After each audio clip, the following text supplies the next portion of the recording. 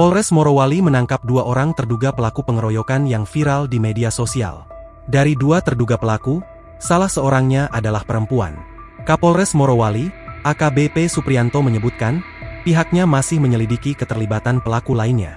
Sudah ada 2 orang yang ditangkap penyidik, kata AKBP Supriyanto via WhatsApp, Minggu, 20 April 2025.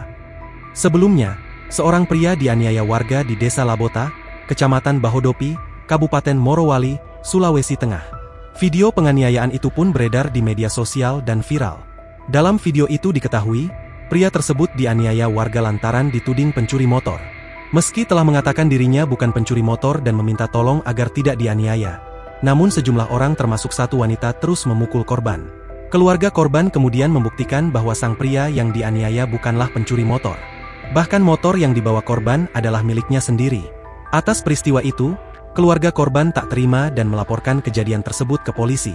Sementara itu, dikutip dari akun Instagram Fedgramindo, kejadian ini bermula saat korban hendak mengambil sepeda motornya yang sedang terparkir. Tiba-tiba seorang emak-emak yang mengenakan sarung meneriaki korban, "Maling!" sehingga membuat warga di sekitar berdatangan dan langsung menganiaya korban. Korban pun berusaha meyakinkan warga bahwa dirinya bukanlah pencuri dan kendaraan tersebut adalah miliknya. Namun, warga yang terlalu emosi tak percaya hingga akhirnya terus menganiaya korban. Akibat penganiayaan itu, korban pun mendapat sejumlah luka hingga membuatnya nyaris meninggal dunia.